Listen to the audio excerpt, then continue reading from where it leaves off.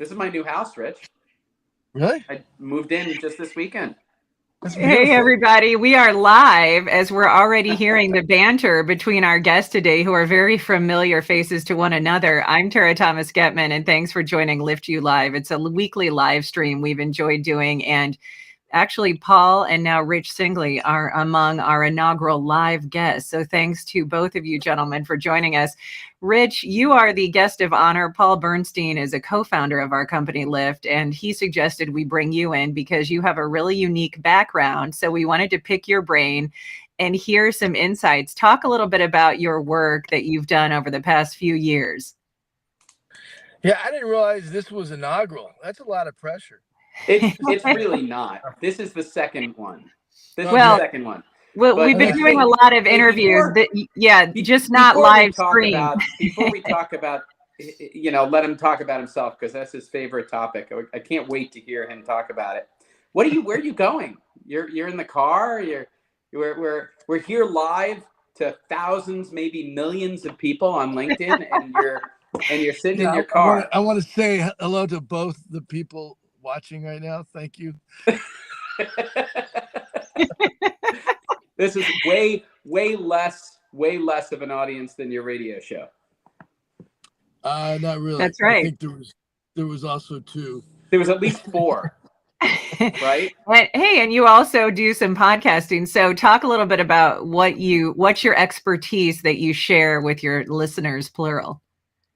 Well, it's all the things that I enjoy. So it's beer, music, and comedy. And that's typically the different cultures that we would kind of find ourselves discussing their craft with. And it's the one takeaway, Tara, that I got from all of this. It still comes down to the quality of the craft, the quality of the music, and the quality of the comedy, which is what you're not going to get from Paul. Hey, he's a good audience for you, though, right? He laughs at your jokes. That's why I haven't been on the show bless yet. People. He's about the only one that does laugh at my jokes, so thank God for Paul. Well, I appreciate you bringing up quality because when it comes to sales and now how everything has shifted to primarily a virtual world in a lot of respects globally and through remote work, what is it about sales that needs quality to stick? When we think of those relationships that you form, what is your, take on how quality applies to, for example, B2B sales? I think people are looking for expertise. They want to have the confidence that who they're talking to is not going to, because anytime there's a sales opportunity, it really comes down to two things. Is this person going to truly help me make more money, or is he going to get in my way to make more money?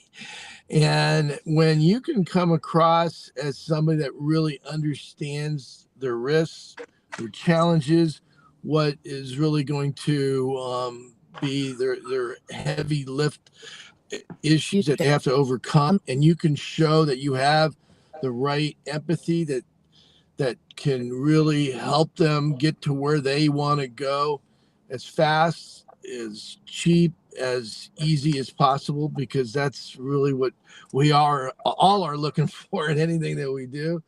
But when you have that kind of trust capacity with that person you're engaged with, man, that's when you start seeing you're the one that they're counting on. You're the one that they rely on.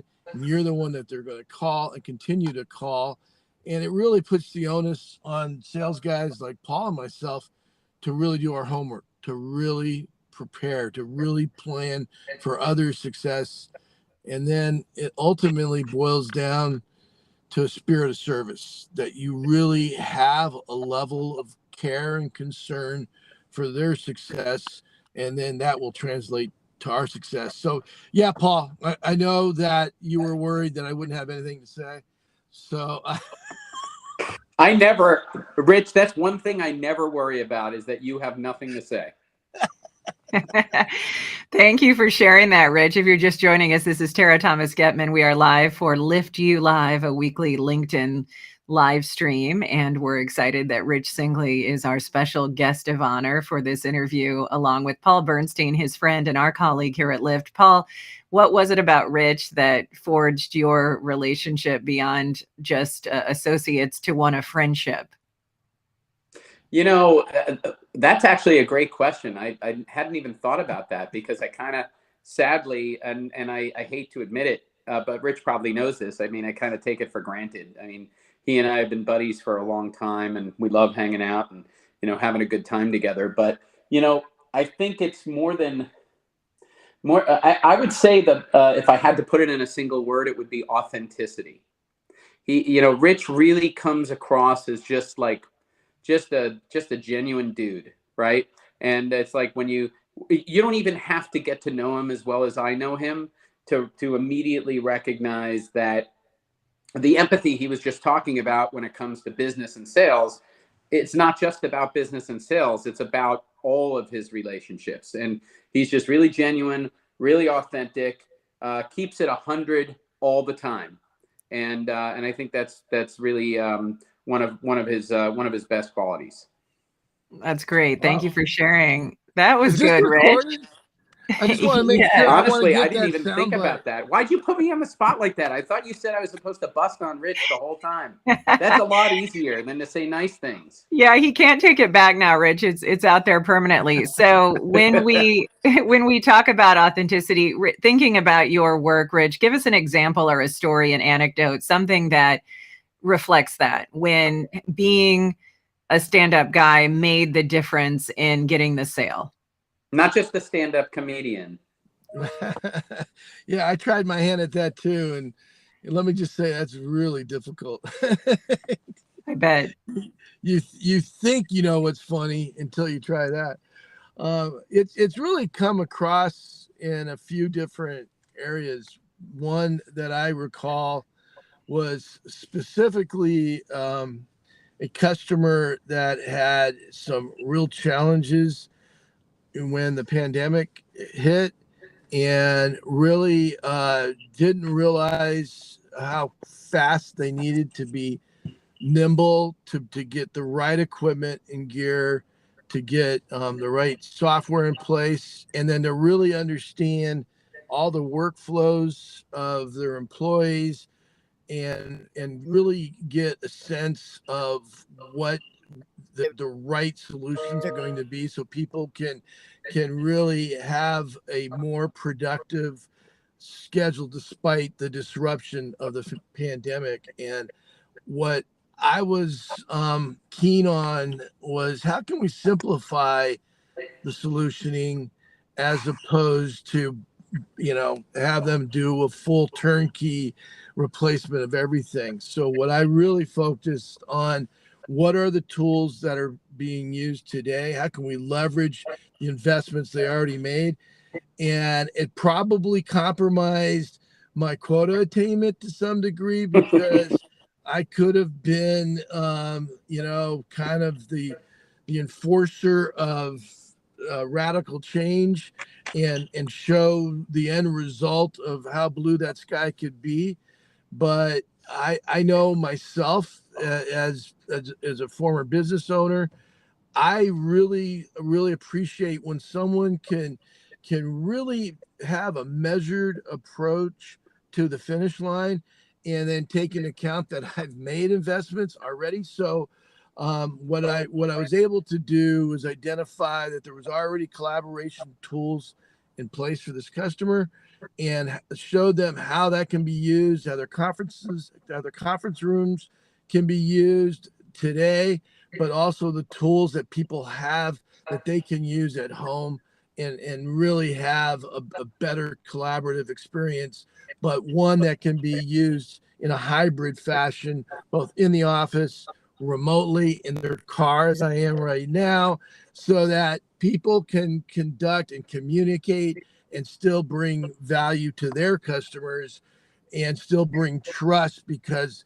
they now can connect with people the way they would as if they were right next to them. And I think having a heart for their budget cycles, their ability to change, the challenge of getting people to adopt, because the training that would have to happen when you replace everything. So just kind of keeping things progressive and measured with a final destination in mind, but understand the financial cost to get there, and then ultimately get to the financial reward of success by doing the right thing, and understanding that when disruption happens, we're not going to just say, this is a sales guy, but instead this is a big opportunity to help you do this the right way, because now we're partners in your success. And when you become a partner with someone in their success, that's when trust happens, communication's better, and ultimately value is realized. That's great. I appreciate you explaining that in depth. And Paul, you too, through Lyft and the work that our company really took on, like Rich, in an incredibly accelerated way during the pandemic. It was tough sometimes to sort of keep up with all of the change that happened. So, how did you maintain the authenticity in those relationships like Rich described, so you're not just showing up for a money grab when you could really capitalize on an unfortunate situation for a lot of companies? Yeah, I mean, I think Rich nailed it. You really gotta focus in on what it is that that they, meaning whoever it is you're talking to, really need, and what they're trying to do, and what their challenges are. If you can really understand that and uncover them, and help them to recognize that you're not there for your own interest. You're there for both of your interests. I think if you're like solely or too aggressively coming across like you're only in it for their interest, that comes across as disingenuous. It's got to be a mutual partnership, as Rich said. And I think that the pandemic really exposed a lot of things that people didn't realize they were already having challenges with. And if you can really hone in on it and help them to understand how things can still operate well afterwards, then you could build that trust and you can help them achieve their objectives. Thank you, Paul. If you're just joining us, this is Tara Thomas Getman. We are live with our LIFTu live stream on LinkedIn. Rich Singley is our guest of honor, friend to Paul, friend of Lyft, and somebody who has a very interesting past. In addition to his work in sales, he's also been a stand-up comedian, radio host, podcaster, and if I did my research right, you've also done some coaching of the sport of football, as well as some fundraising for cancer charities. So I have to ask, what's a lesson you imparted to one of your players on the field that has applied in your sales sphere? It's a great question, because it's all very synergistic, because it does apply. It comes down to your belief system, your heart, your care for your teammates, and realize that it takes a real team to be successful, and to appreciate that team.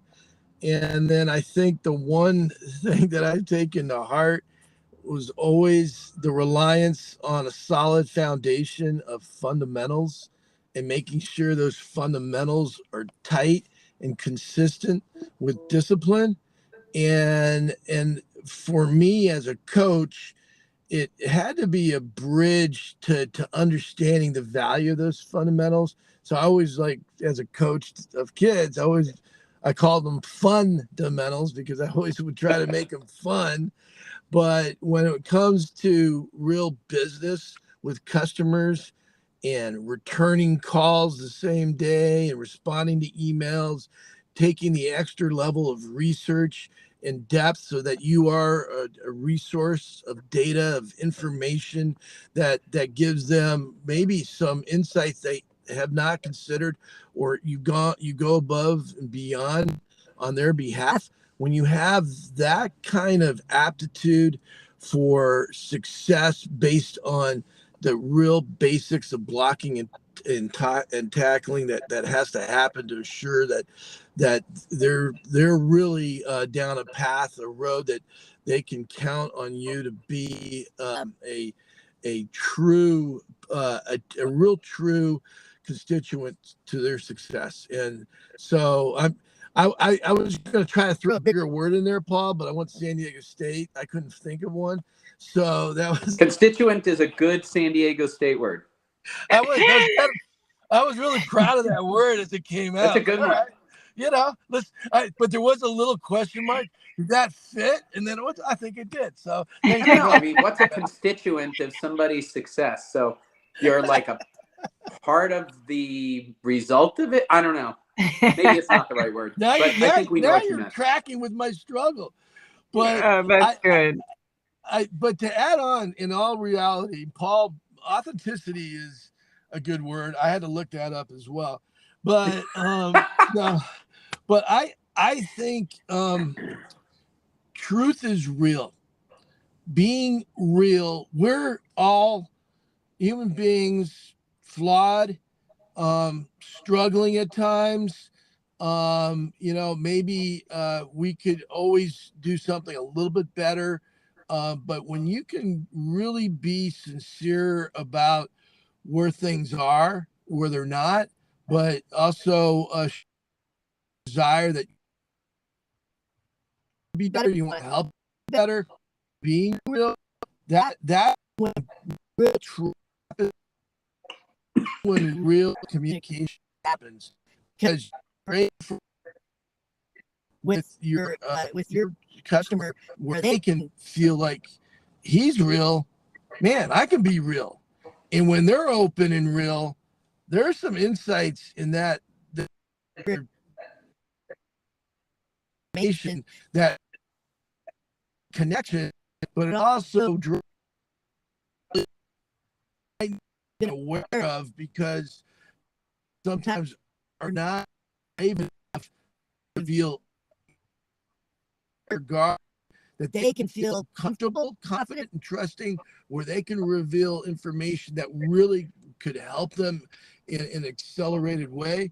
That's when you've become an even better detective and a really, really good advocate and constituent for their success.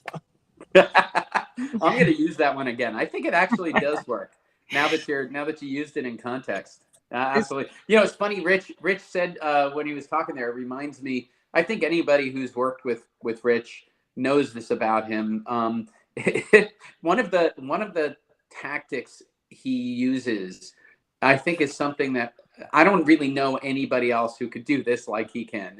It's a very, very unique trait, and it's that ability to really disarm somebody. So, like, throwing the curveball out there, like, as soon as he meets. And making them feel a little bit uncomfortable, but not so uncomfortable that they're put off, just uncomfortable enough that they're like, what? I guess I can answer this way. And I think that gets them to talk a little bit more rapidly. And he makes that connection and that trust happen more quickly than most people. I love that. Disarm them. And then obviously in the end, like you said, glean a lot of insights that they may not have otherwise shared. So that's a brilliant strategy.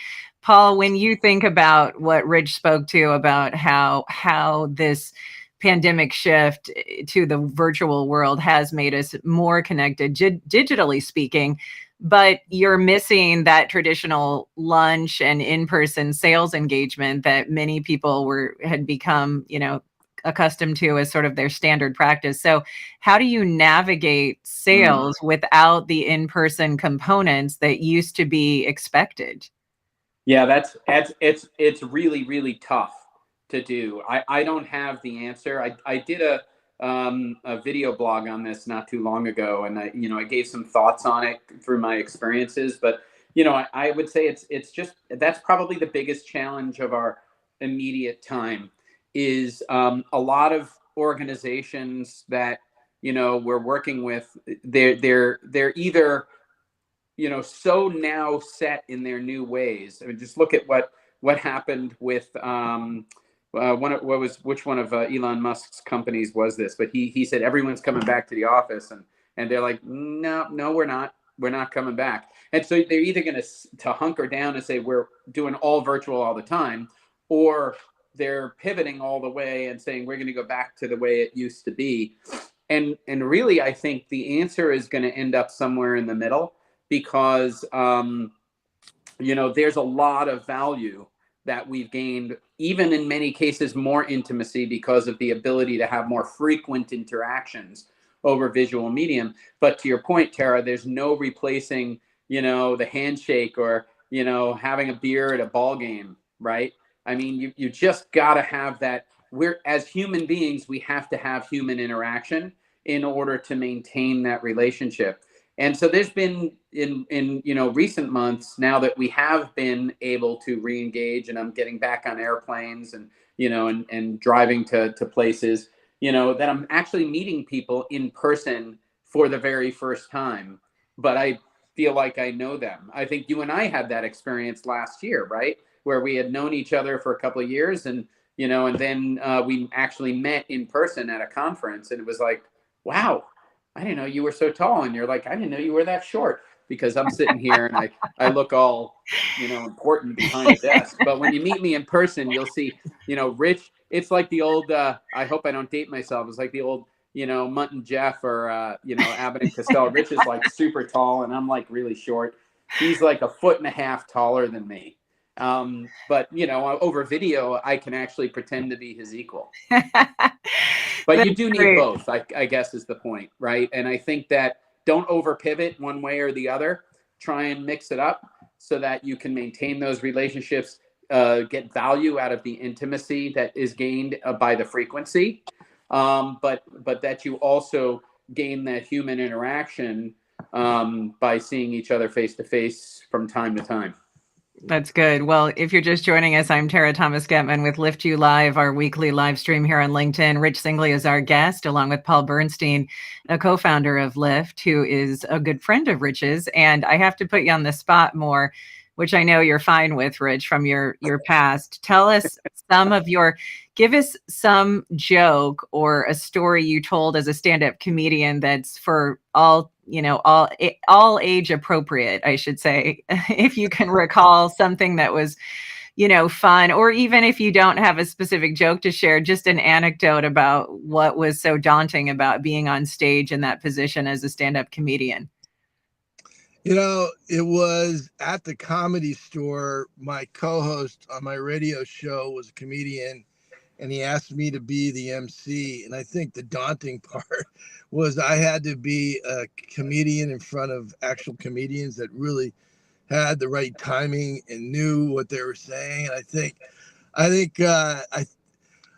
think I tried to ingratiate the audience by saying that the first thing that came out of my mouth was, I've been sober for 18 years, and everybody started clapping, and then I said, well, the first 18 years of my life. That's pretty funny. Although in your case, it probably should be more like 12, right? Pretty much. And, well, then I followed that I really plan to work till I die, and then I'll go part-time. So. I love it. That's Did they good. laugh? Yeah, there was just like you hear most people, all courtesy laughs. Let's just say the comedians weren't writing the stuff down. That's great. Well, we really appreciate you, Rich, and being able to give us your time and your talent, your insights to share with our audience. Paul suggested you as one of his top picks to be a live guest, so it was kind of you to make it work. Again, Rich Singley, he is a B2B sales expert, a leader in his space, and somebody that has, as we described, a lot of other interesting hats that he wears over the years, including currently a podcaster. Where can we check out your podcast? Our last podcast, which we ended about a year ago, was a show called Under the Influence, which was about different artists and musicians and bands from the 60s, 70s, and 80s, and what really influenced their music. So, it was kind of neat to kind of go undercover and really understand how music was developed. And when we start thinking about everything in our industry, it always harkens back to certain people that influenced ourselves, influenced the way we work with people and the way we improve what we do. And that's what I really enjoyed about that podcast, is really get an insight of like what made Nirvana, what made Led Zeppelin. So it's still on Mixcloud, and you can also hear my podcast, Happy Hour San Diego. They're still up there in the cyber. That's great. But it was fun. Thanks for sharing that. Yeah, we appreciate your time, Rich. And Paul, any final thoughts as we close out our live stream? I'm really grateful for you to join this, Rich. I couldn't have asked for a better secondary to inaugural guest to our podcast, because I know you got a lot of followers. So now we're gonna have a lot of followers. So maybe we'll get all 5 of yours watching ours. Yes, thank you for letting us ride your coattails, Rich. We appreciate that. All I could think is anytime someone has me as a guest like this, man, they must be desperate. That's great. All right. Well, listen, have a great rest of your day. And for all of you viewers, we hope multiple viewers, thanks for watching the LIFTu live stream. We'll see you again. It's planned every week, and it goes at noon Pacific, 3 o'clock Eastern Standard Time. Have a great day. Thanks, Tara.